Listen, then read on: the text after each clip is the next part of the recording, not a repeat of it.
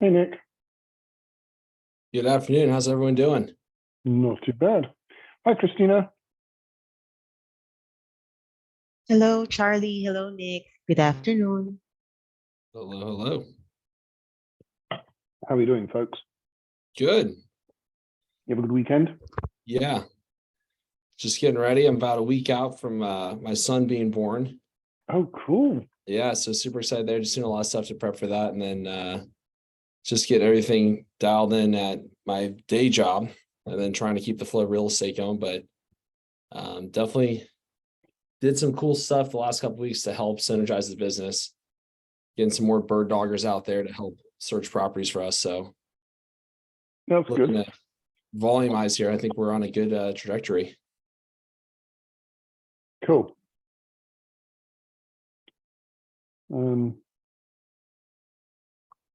Hey guys. Hello, hello. How you doing, Kyle? Good. How are you guys? Good. Yeah. Anybody do anything fun this weekend? There was a local brew fest in Rockland, California. That was pretty fun. So you got to go there. That you pay the entry fee, and then you can just sample all the beers. Oh wow. That's awesome. Yeah. So Yeah. pretty cool. Hmm. What about you guys? Not too much for me. I just kid soccer games and t-ball and all that fun stuff, but that was good.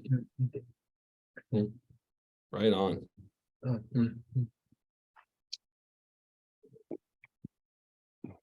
Oh, Christina, Yes. did that in Follow Plus, I put in a note about the Lauderhill apartment complex. Yeah. Didn't The make sense what I put in underwriting. there. Yeah. So Dan has it in the multifamily value add model, but I was going to have you just input it into our hospitality multifamily conversion, because essentially it's the same thing, right? We're just taking apartments. We're not, the doors will be the same, and we're going to apply 5,000 to CapEx. And then Okay. the rental rate is based on what Dan saw. And if you want to upload that into our model that we traditionally use, I'm going to manipulate it to see what the carryback would look like for that purchase. Okay. I will upload that. I'm just sending LOIs right now. Oh yeah, no rush. I just want to I'll make sure. just finish this and then, yeah, I received that. Okay. Yeah, no Okay. rush on it. All right. Trying Hey to guys, keep Barry here. up. Barry, how you doing? Very Good. Forgive me, I'm mobile at the moment. I'm well. Happy Monday. How are you all? Doing very Good. good. Happy Monday. Looks like we have a pretty today. Yep. They were just missing Steven Let's and Mark. see. Is Mark okay? Mark is on the road back from Florida, so I don't know if he'll be joining. So could just be us. That's all right. That's all right. All right. Well, did I hear a rumor from you over the weekend about something? That's right. So my son's not here yet. We're about a week out, maybe less. The tentative date's the 11th, and we have a induction schedule on the 12th. So he's coming one way or the other. Oh, that's good. Okay. Yeah, it's about to get real serious real fast. Yeah, So definitely. That's great. I'm trying to figure out how to balance everything. Obviously, I'll be taking some time off of my W-2 job to bond with him and take all the time, and that'll be for about 2.5 weeks, but I'll figure out how the flow of the real estate looks. So I got to talk with his mother and see kind of what it looks like and how much help. But if it's hopping on a quick call or shooting out an email, my mind is like, oh, it's not a big deal, but that doesn't always carry over. Your world will change beyond you can imagine. So in any case, prep accordingly. Yep. We got everything else dialed, like the nursery set up, all the supplies, the plans. So I'm excited. Well, I think I've told you guys this. I got this little, I don't know, what do you call it? Here comes Mark. I've got that other side of it. You're gonna have a new son on the 12th, and I'm giving my daughter away on the 15th. So there you go, the cycle of life. So Exactly. yes. All right. Hey, Mark, you on the road still? Oh, yeah, ETA 10 PM. Okay. All right. Very nice. Well- Well, oh, go ahead, Barry. No, fire away. I'm all ears and ready. I can see. Okay.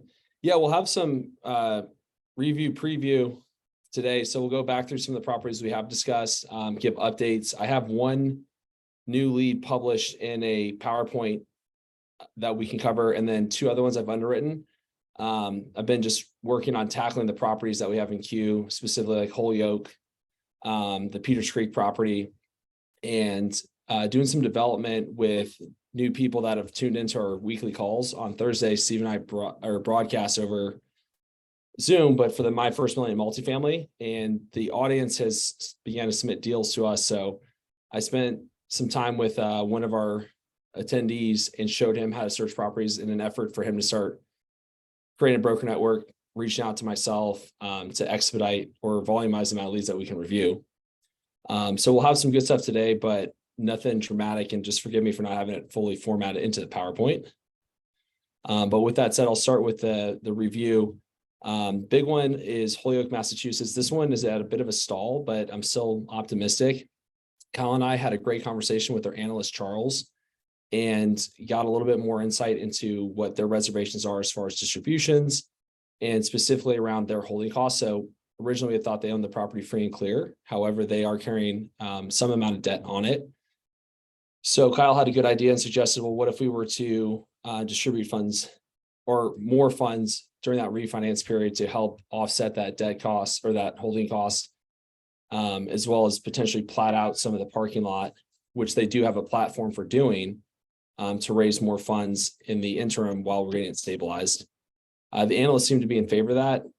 When I got an email follow-up from Joe, he was still on the fence, citing more concern around what he previously said, which was like just getting to know S3 and you specifically, Barry, are us as a group working together and that kind of experience, as well as like the raise. But he had said that I'm okay with you guys doing a LP and a raise for this project. So he's waffling a little bit. But Steve and I believe that we can get him on the phone, kind of talk through this a little bit more and demonstrate the credibility that he's looking for. Anything you want to add to that, Kyle?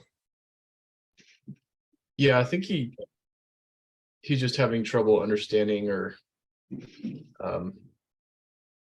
of he seems to feel like we don't have enough skin in the game because we're not putting in, what he feels is a significant amount of cash, but we're trying to explain to him, we're putting in time, effort, experience, which is really the most valuable thing here to turn this from a $3 million asset into a $12 million asset. So I think he's just very, he's got kind of tunnel vision right now with kind of the way he's looking at it. So Yeah, no, good way to put it, tunnel vision. So I think the credibility side is easy. I mean, Steve and I were talking about it earlier today, and that's why Steve wants to talk to him, is like, look, we've done a lot of projects so that we have the means of doing this. And I think him recognizing that will make him feel more comfortable. And then as far as distributions, I even asked him, I said, hey, submit us a counter, right? If 50-50 is not where you're happy at, well, what's the alternative? And, we're not going to beg him into working with us, but I think we put a little bit more effort behind it. If it's not coming to fruition, we circle back in 3 or 6 months with other deals under our belt and just say, hey, look, Joe, this is our experience right now. We just got 2 properties here under contract. We're in the process of converting them. Let's look at it now because it's sat vacant for so many years. I don't foresee it going anytime soon. Yep. Stephen, we were just discussing Holyoke and kind of our strategy between you and I to get in contact with Joe and bolster the efforts here and create a consensus amongst both parties. Anything you want to add to that discussion? No, I think you covered it great. Awesome. So stay tuned. Stay tuned. Stephen, I saw you sent looked like a partially completed PSA on that Cincinnati one. Is that right? Yep, the seller is was a bit confused as far as the carryback on the second. He didn't realize he'd be in second position, so now he's kind of backing out on the dollar amount he's comfortable with holding back on that second position. So I countered back at 30% or 400,000. And so we should get that executed tomorrow morning. Oh, wow, okay. Do you have that one on your list, Nick, to go through? I didn't have it up for today just because we're trying to get that finalized. We thought we had this neatly bundled Okay, going into Friday because the communication with the brokers was all set to go. And then Stephen was observing over the week and said, hey, where's their signature? gotcha, okay. Yeah, I figured if that one's kind of sounds like that one's pretty close. Barry, did you guys have a chance to look at that one anymore? I think you guys were gonna dig into that one. That was like a 4-story. I know it wasn't a huge building, but it looked like it had some pretty good potential. Yeah, I can tell you, we spent a little bit more time on it, but I feel, I mean, when the time is right, I'd like to, well, one, as a group, two, I'm fully back in the saddle now after way too much travel. And if that's priority one on my list, then I'll commit to a review and comment over the next couple days. Okay. Yeah, Stephen, you think we should do like a separate meeting this week on that one? Yeah, probably sometime after Wednesday. We'll get the final word from the seller on the portion of carryback. So we have all the underwriting fully baked, and then we can circle back with the information as it comes live. Okay. Should we put a tentative date on for maybe I'm gonna have to do Thursday. Friday is a no-go this week. okay. What time works for you, Barry? Let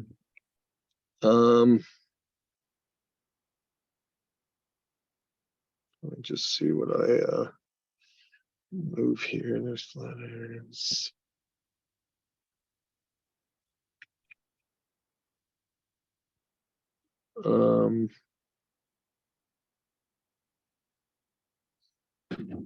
How would you guys feel? Probably gonna need to target end of day in my world, 5 o'clock Mountain. Oh, Charlie, that puts you at 6 o'clock, doesn't it? That's okay. We're good with that. You okay with that? Yeah, Does that what day work is for that? you guys? What day are you talking? Thursday. This Thursday. Yeah. Yeah. Oh, If not, I mean, that works for that's, does that work? I've got a meeting at 4. So I should be done by 6. It's just at a place, not Zoom or anything. So yeah, I can do that. I might well be on my phone, but I can do it. Okay. If you guys will try out, that'd be great. Thank you. Yeah, Nick and Steve, if that works, then maybe Christina, do you mind setting up a Zoom for Yeah. Thursday, Thursday at, I guess 4 it'd be p.m. Pacific. 4 Pacific? that's 4 Pacific, yeah. All right. So let's dive in. I think Christina, will you give me the presenting rights? Yeah.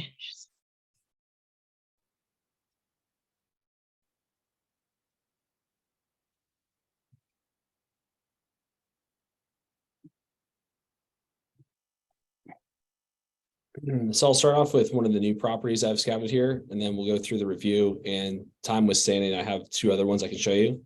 The 3 new leads that I've gone through the underwriting, and one of these published through the PowerPoint here,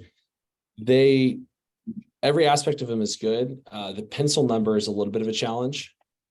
So still worth submitting an offer on, still worth kind of investigating further. I just think that we're at a bit of a gap between their listed price and what we're capable of offering. But there's some different opportunities within each property that I think may make it feasible. Starting with this one here, the Brookdale Shopping Center.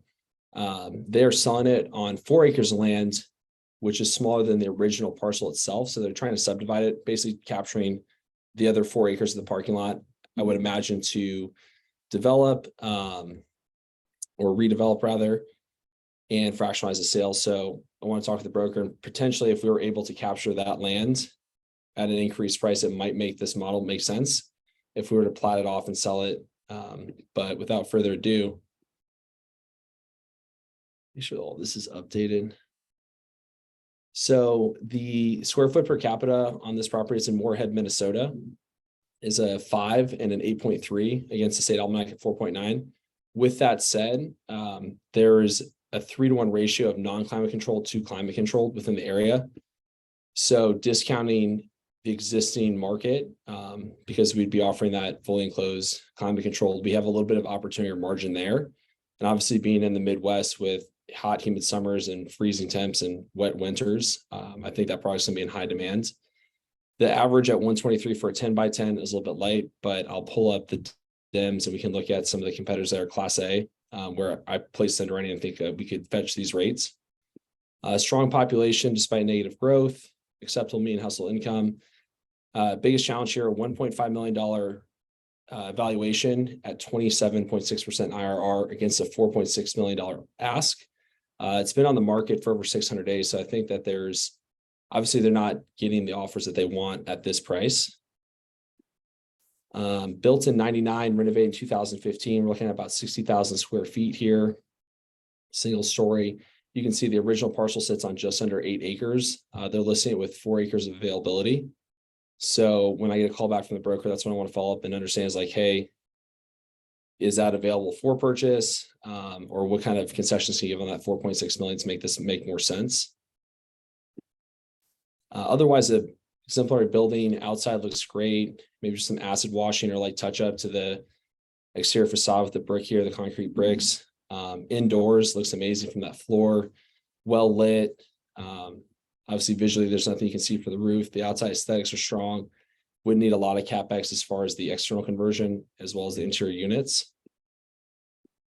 Located off of 2 intersecting freeways here. So obviously a lot of visibility and traffic coming through 75 and 94. And then you can see as you pan out to the left and above, tons of residential development in there. So a great place. And just across the way here, we can see retail buildings, almost like a strip mall that'll attract additional traffic. Just another view of the property here from the opposite angle. We can see some additional pad sites that sit on here. Other supporting retail in the parking lot.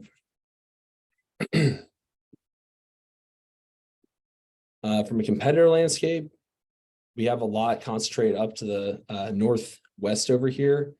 Nothing in the 1 mile radius. Starts to get a little bit saturated on the 3 and the 5, particularly the 5. But I do see this river intersecting here. And I think from like a drive standpoint, we'd have a little bit more of an edge because of crossing that or other drive times that are enhanced by the geography in the area. Only 1 new build going in on like a 4 mile radius out here, and 2 that were placed in 2019. So we can see that there is expansion in the area in the last several years, but nothing in a 3 mile radius for new builds.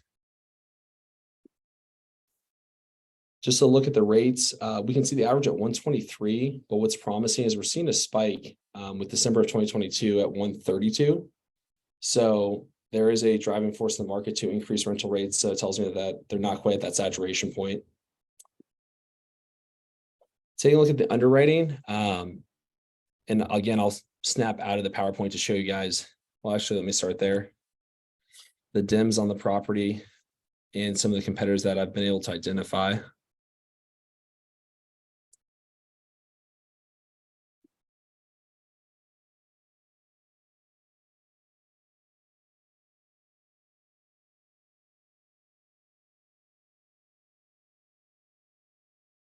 Another thing that I've started kind of looking at these properties too, which I'll integrate into the decks in the future, is renter occupied multifamily percentage. We're at 50% for each of them. So just across some of the properties, that's like a medium to high level. And I'm going to look to see the correlation between these 2 metrics and the demand within an area as a means of like bolstering our belief that like, hey, this will lease up or there's adequate demand there. But 50% of the residents living in the multifamily in that population radius is strong. You can see it even increases on the 5 mile. But like for like comps, we have some in the area. Stormore at 150, self-storage solutions at 139. So I put our underwriting at 140 for a 10 by 10. That way we're not the most expensive in the market, but we're in that top 25%. And so on and so forth with the rates of the other unit sizes for 371 total units. A bit large on the average square foot at 129, but it's something we can obviously pressure test or review. CapEx needs, we have 150,000 for exterior facade and 1.4 million for the interior units. I've also broken out the office space or like the stuff outside of circulation, like hallways, but kind of that retail shop that might be in the front. I baked in $20 a square foot at 3,000 square feet for that area to try to get a little bit more strategic with underwriting and find a more accurate depiction of CapEx.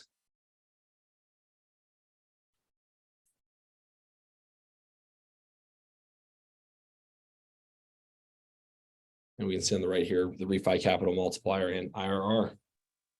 Thoughts, questions?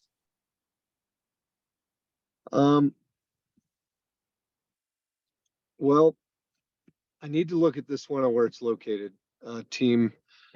This has not happened yet, but this might be the first time. I don't have a lot in the pipeline out there, but this one, I started working on a project in Fargo, I'm gonna say a while ago. It's under construction right now. So likely one that showed up in your radius is one of these deals, gentlemen. I would have to step out of this deal if it's within the competitive market range. I want to be very transparent on that. You know, the Fargo area is interesting. I've been up there.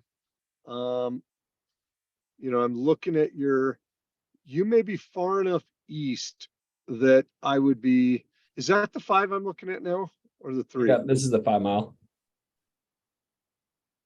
Yeah, I need to go look at this. The climate control up there is king, as you can tell. You minimize your drive up. I think there's growth in the area. I need to go look at this, and I apologize for that. This is out of all the ones we've been looking at, this is just one that, you know, it's been sitting in there for a long time and it's starting construction. I can tell you that I'm not a participating owner in the deal, but I consulted on the deal. Okay, just to be very transparent. So I have no ownership in it, but I was, S3 was a consultant on the project. So I need to see its proximity.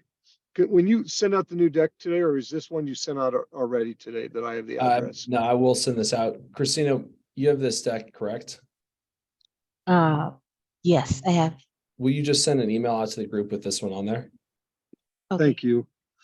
What was your conversion? Barry, why does that make you if you're a consultant on it, why does that make it conflict?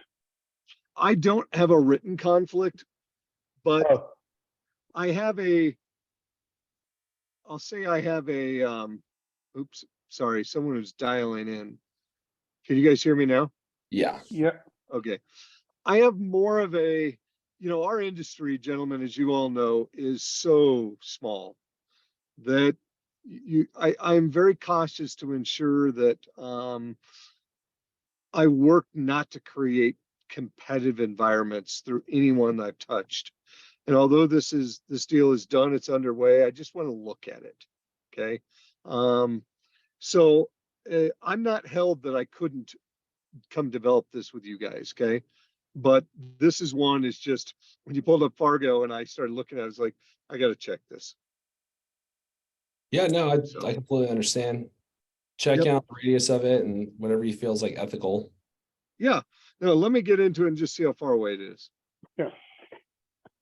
Cool. Yep. What was your cost per square foot all in on the conversion? Exterior, interior? Because there's 60 on the interior, you said, right? No, I did. So 60,000 was just for like the front office retail space. Okay. Let's take a look. So So I break turned it my out. camera off. My Wi-Fi is weak. Sorry. All good. You guys can see my screen, right? Yep. Okay, so I have 150,000 exterior facade, 1.2 million unit interiors, 60,000 for basically the front office, 1.6 million all in. I did make an adjustment on this one to $30 a square foot for the interior units, the hallway units, Yeah. just based on a couple of GCs I've spoken with in regards to the development of those. Because we're so far off on the penciling, I looked at what would be reasonable. I've gotten quotes as low as 25. So I went $5 a square foot over that. Obviously, it's below the 40 that we traditionally use. Okay. That gives me an idea. Thank you. Mhm. Yeah, I look forward to looking at this one a little bit further. Thank you, Nick. Of course. And, it might be a moot point right now until we can get, the broker to give us more information or see, where they stand at 4.6 million. Obviously a pretty high evaluation at, I think it was like 76 a square foot and we're coming in at 22. But, as Stephen likes to say, nothing ventured, nothing gained. Yep, agreed. I'll dive back into the previous deck. Let's exit out this one. All over the place with these. Sorry, just 1 second. Let me get everything situated here. Go. Come on. PowerPoint's not cooperating. There we go.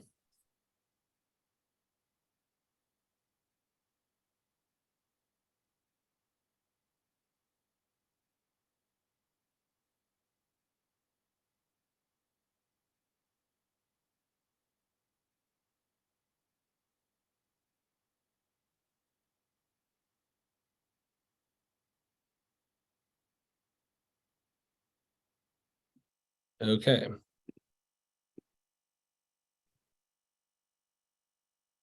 The worst part about Zoom, every time you try to manipulate something on the top of PowerPoint, Zoom drops down its little tab to adjust the Zoom settings. There's always competition between the two softwares. I know. Drives me nuts. Yep. Peters Creek Parkway, really great discussion last week with the broker Charlie Freeman. We had submitted the original LOI. It gained a lot of interest from him. We had to resubmit 5 individual LOIs, all with the same terms that we normally would set out. Baked in 120-day due diligence with 2 30-day extensions. Obviously, money doesn't go hard until rezoning is permitted.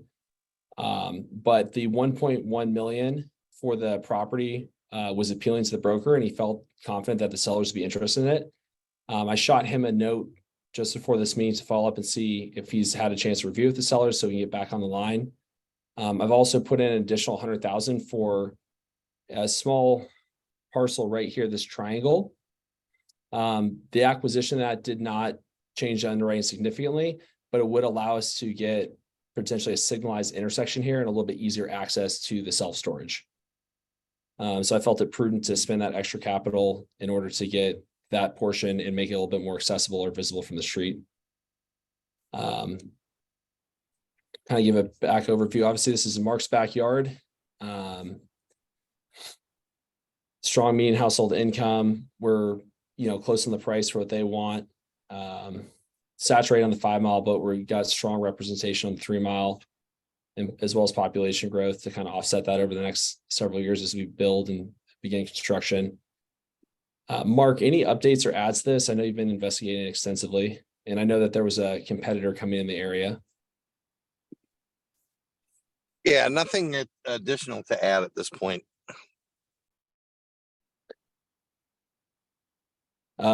With that said, we'll be anticipating feedback from the broker this week as far as the LOIs we submitted and then potentially moving for under contract. Mark, in your initial research of it, you had looked into the zoning of it. Can you just debrief us again on what you found as far as zoning? And we're in the process of circling back with the jurisdiction to find out more. Barry may have an option to look at that. I am on the road, but there were some notes in Monday there, Barry, regarding the zoning. Yeah, I need to pull it up. I'm actually in the car also, Mark, so I'm not gonna be able to pull that up at the moment. Why don't we plan to give you guys just a general summary of our findings as you are continuing to kind of have dialogue there on the brokerage side, Nick? Okay. Yeah, sounds good. Here's the original underwriting.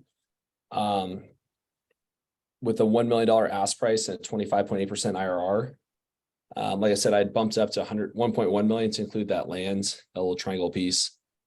Baked into it is obviously the demo for the trees, paving.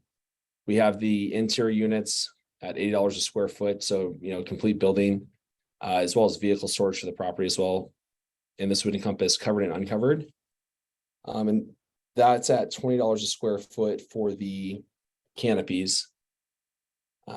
We're also shopping out looking for, bids on that as well. I've seen some in the $10 to $14 range for that type of construction. Yeah, Obviously market specific, but I guess the message there is we got a little bit of room or padding in this. So we can stress the deal a little bit more, but also understand that we have it padded as far as CapEx needs. Oops. yeah. So we'll look for your guys' summary on it and then just keep everyone looped in as far as the broker's feedback on the LOI submitted and kind of like our way Yep. forward on it. Hey, Nick, on your underwriting, on your exit for that return, what cap rate and what's your stabilization built in? We're at a 7 cap for the exit on this. Let me pull up stabilization timeframe. I finished a big conference call today with a variety of, it was kind of a round table of 4 of the major REITs that were on there and a few of the, I'll say the topper tier management companies. And we're just on new product. A discussion came up just in regards to what people are seeing on stabilization today. I can tell you guys, we were in the 12 to 24 months and this entire group said, and I'm in agreement on it, the 24 is probably the tightest. And based on your region and the demand profile, we are watching 30 to 48 months based on how much demand, population growth, right? And what's happening with, basically competition. So they're all going to dial in. So that's why I'm real sensitive on it at the moment. So we are on the tighter side with 24 months of stabilization. We do have going for us on this property, double-digit population growth on the 3 mile and 6% on the 5. We're 1.5 square foot per capita below the almanac on the 3. So I think 24, maybe going up to 28 months might be realistic based on the undersaturation and the generous population growth. But definitely something as we get closer to this project to consider. I'd be interested to see what those reports usually pull for discounting the square foot per capita of adjacent properties. That usually always gives us some good insight. Yep. All right. Well, we'll do a summary on that one and get that out. Thank you. Awesome. Let's take a look. 5055 Jackman Road. I need to check my notes and follow up, boss. I don't think we have any movement on that, or it might have been locked up under contract. But I know it's not in play at the moment. So I'll jump through that one. 200 Redmond Crossing. I left it on here just because that was an open item. That one's the one that they're going through the tenant currently is going through foreclosure or bankruptcy, sorry. So it made it a little bit more complex. I'll follow up with the brokers just to see where it's progressing. But because of its slow time frame, I just kind of put on the back burner as we pursue hotter leads. Yeah. But one that is strong right now is 1619 Anderson. We've taken a look at this one before. Low square foot per capita representation, long duration on the market. As I mentioned before, this one, they have about 8.8 million into the project itself, between holding costs and purchase price. And they're looking to get out of it. We submitted an offer at 3.5 million. probably about 500,000 or more over the other offers they're entertaining. They have it listed at 5. They may be willing to take 4. The broker was at the conference a week ago or 2 weeks ago and said he would probably get back to us 7 to 10 days. So I shot him a note before this as well, just to follow up and see had he had time to present the offer to the seller, where we're at with it. Small lot, small building, but in pristine condition, 4 acres, 55,000 square feet, embedded into a bunch of different retail sites in the adjacent area. Moderate traffic, given the size of the population. It is a smaller population, but definitely underrepresented for self-storage. Here's a good view of the site. Limited parking, but enough for our needs. Not much expansion opportunity in terms of vehicle storage and or drive up, but typically that'd be a challenge in a jurisdiction like this, just due to the adjacent retail buildings and other zoning in that area. Not a wide amount of competitors in the area, as we saw in the square foot per capita. And it looks like we're adjacent to a lake there, so there could be some opportunity. Definitely take a look at vehicle storage. But extremely high rates and not a lot of representation of climate controlled in our traditional unit rates. But this is where Radius, and just like my own research online, kind of different. So this is just some of the postings from Northland Self-Storage, which is proximal. I think it's about 3 miles from the property. But again, just really strong rates. You can see a 9 by 10 at 223 here. Yep. And then this is non-climate controlled rates as well.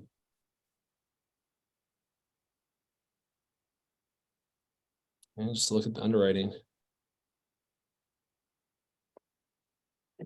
So I could probably back down that exterior facade from 300,000 down to probably about 150. But we'll see what they say about the $3.5 million purchase price. Yeah, I'd try to hold it. Yeah. I mean, yeah, here's where we're just playing with dials. So you've got 50, almost what, 55, 56 in gross.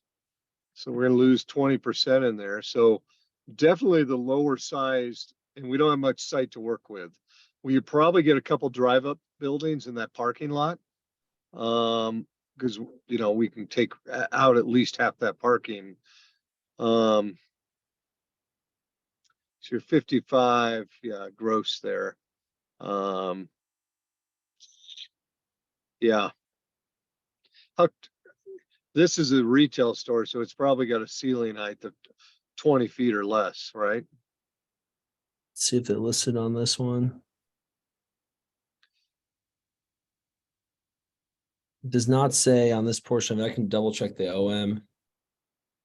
See what you can find. Yeah. I remember looking at this. I like Michigan right now. Certain sectors are really seeing some good growth. Okay. I'm let's see it, 3.5 on 55. What's the land basis right off the bat? Maybe you have that math done already. I'd be running, I'm using my phone right now, so I'd do it, but for you to top 30% on a 55,000 gross facility, yeah, let's see. We're looking at like 6360. for the basis there. Mm-hmm. Okay, and then what are you adding in per square foot on the build? Let's say you're adding the 30 again. Let me take a look. That puts you close to 100. And on 55, okay. So the original $3.5 million offer, take a look. Because I went in and adjusted it. So let me just check something really quick. Sure. 2.2 million at $30 square foot. Oh my God, I got too many tabs. 1.6. So that original one we saw at 3.5 million was factoring in $40 a square foot. Okay. So if we were to drop it to 30 a square foot and 150,000 for exterior facade, we could go as high as 4.5 million with a 29.2% IRR. Yeah. So All the right. displayed here would be at $40 a square foot. Yeah. All right. I'm intrigued to look at that one further. Awesome. Do you mind outside the deck? Do you mind sending your financial model on that one, Nick? Sure. I mean, this is a clean site, everyone, right? And as long as starts checking the box on everything from its zoning, because the one unknown right now, it's commercial, right? But we don't know if it's convertible to a storage use. Yep. That's probably the next big question besides us trying to figure out what we can buy it for. So I'm gonna get our team looking at this one and see if we can get a read on zoning in the next 48 hours. Perfect. Close this out. Hold on, let me just get organized here really quick.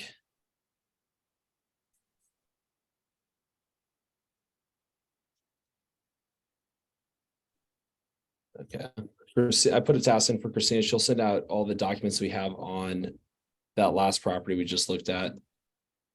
And Got then, it. Yeah, I got it already. Thank you. perfect. I'll just do a quick preview. Like I said, I don't have these published in a PowerPoint. Actually, I do from a while ago. The person, Manpreet, that is scouting properties for me brought it back up and actually took a closer look at the underwriting, found a little bit more opportunity with it. Let me give you guys at least the property summary of the flyer so you can see it.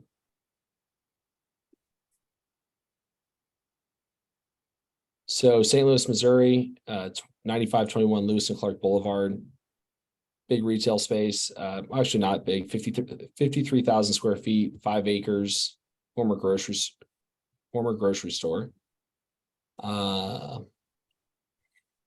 Looks well kept, exterior facade strong, like the aesthetics of it. Strong population.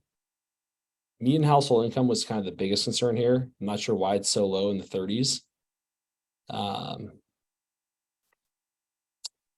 But let me pull up the underwriting. They had a $4.5 million ask. Oh, sorry, that's Anderson. This is a good example of why I make sure to have them published in the PowerPoint. Here we go.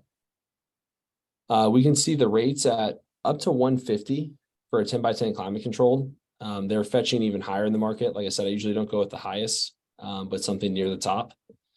And NOI was producing at 418,000 a year. Operating expenses, when factoring in taxes, we're looking at about 38%. So medium, not necessarily super high at 41. Again, because it's so far off from the penciling price, but $30 a square foot for the conversion cost, 150,000 for the exterior facade, additional 60,000 for the retail front office space. But we're at a 1.2 million offer against a 3.7 million ask. Okay. So definitely some research to do there. I will get this chopped up into a deck for you guys to review as well. But just kind of wanted to show off the property while we have it here. Here's actually the Crexy listing, 700 days on the market. Let's see if there's any other information. Strong pop, but negative growth.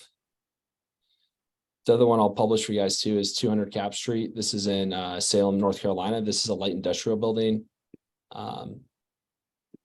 They don't have any interior photos on it, but it was close to penciling. I think I have this at $1 million against a $3 million ask. You can see the interior is pretty nice, well lit, maintained. Some demolition costs needed probably for the offices to maximize the self-storage space. But this is one also had gone through underwriting last week to submit an offer on. So stay tuned for those two, but just wanted to give you guys a little heads up on kind of what we're working on and where we're going with it. Obviously, we got a lot of different things we're juggling right now. So priority to the projects that are further along, either in the discussions of LOIs or et cetera, but still working to build that pipeline. Gotcha. Appreciate that. So Yeah, it's promising. Nice job, Nick. thank you. We'll get it organized here and continue to flow forward, but we're definitely hitting a stride right now. So excited. Yeah, I got to admit, I'm liking your discovery of some more of the big boxes. I have been very attracted to where we can convert cleaner buildings. And sometimes when they're standalone, and we can be as specific to storage as possible. Not afraid of the others. It's just it's a cleaner exit. And some of these that you're looking at right here are just, we don't get 70 years of age to them either, right? So I'll jump into the zoning on a few of these. We'll make comments on the Winston-Salem one, and look for your underwriting on the one on Anderson. Yep. I think Christina sent over those files. Thank you. So I'll keep you guys all looped in on that. Still looking at existing self-storage value adds, just not as much meat on the bone there. So with the density of leads that I have, I prioritize like kind of the most lucrative ones, but haven't taken the eye off the ball there. And is in addition to some raw land development, just from some of the brokers I've worked with in the past, they have a lot of those on hand in Florida. So may have a few more of those opportunities similar to Peters Creek. Gotcha. Cool. All right. We got our work Cool. cut out for us this week. We're going to earn it. Yep. Yeah. See you guys. See you guys. Cool. Appreciate the time. Have a great Thanks, day. guys. See you on.